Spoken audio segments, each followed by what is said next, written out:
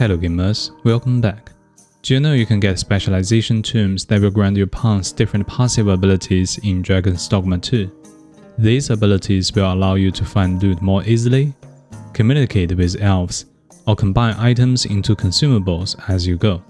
It will be handy to choose the right specialization for your main pawn to boost your experience in Dragon's Dogma 2. In this video, I will explain how you can get these tomes and give your pawn specializations. Now, let's get started. First up is the Chirurgeon tome. Pawns with this specialization will be able to use healing items on you and other pawns in the party. You can get this as early as the first time you are in Malv Village by completing the quest Medicament Predicament. After you rest for the night in Ulrika's house as part of the main story cutscene, head towards the right as you exit the room. You will be stopped by the little girl, Flora. She is an apothecary in training and looking for a medicine only found in Malv, the fruit Robrand. She happens to be standing in front of Ronnie's apothecary. We can simply go inside of the house and buy one for 600 gold. Give the medicine to Flora and she will thank you and give you some reward. However, she might not give you the Chirurgeon tome immediately. Continue the story normally and you will see her again in the main city, Windworth. And then she should give you the Chirurgeon's tome. You can also increase her affinity by giving her items she likes, such as flowers, apples, figs, or gold ores. Another way to get Chirurgeon's tome is from Ulrika. Once you have completed all her released questline, she will give you the item when you are at high affinity. Next up is Aphonite's tome. Pawns with this specialization will not speak generally, except in a few situations where you have to interact with your pawn. We are looking for this hobbit-looking guy, Norbert. He will be either in Malv or Half Village, depending where you are on the main storyline. He likes beautiful items and fancy items, which means flowers, silver gold ore, or any spell books, such as Fulguris Lord or Igneous Melody. Make sure to give him one gift at a time and rest at the inn or bench for a full day before giving him more items. Eventually, after you reach the highest affinity, he will give you the tome.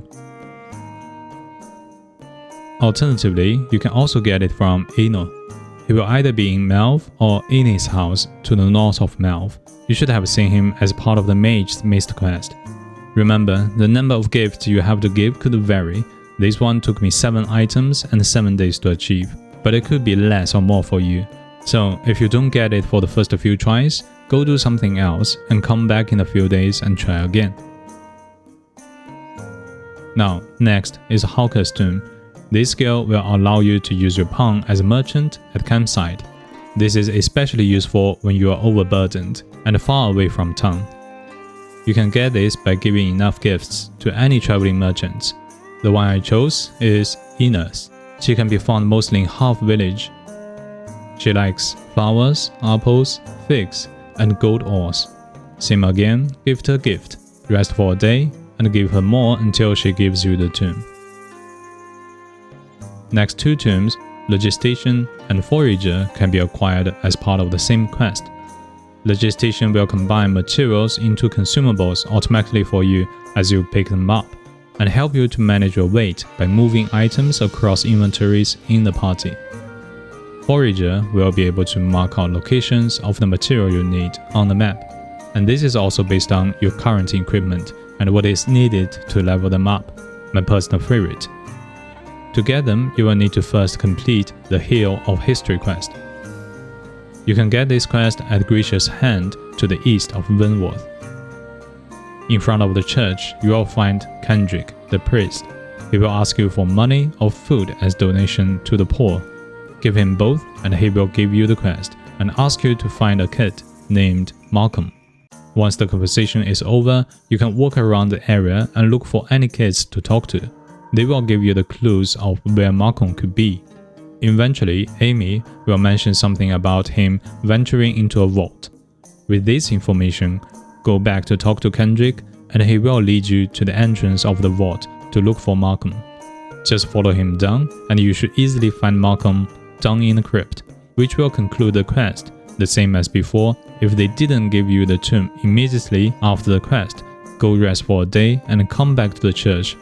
Give the items they like. After a few days, they should give you the tome. Malcolm will give you the Forager tome, and Kendrick will give you the Logistician tome. Last but not least is the Woodland Wordsmith tome.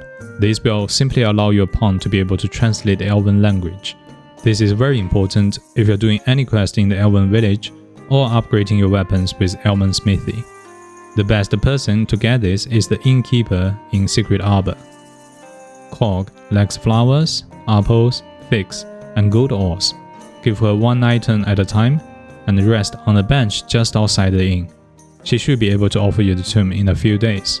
This will also work on some other Elven NPCs, but the innkeeper never walks around, so would be the most recommended. Now there you have it. This is how you can get all the specializations for your pawn in Dragon's Dogma 2. If you are having trouble getting any of these, be sure to join my Discord below to find people and exchange the items you have been looking for. Now, I hope you find this video helpful. Please leave a like and subscribe. This is Xin, thanks for watching and see you next time.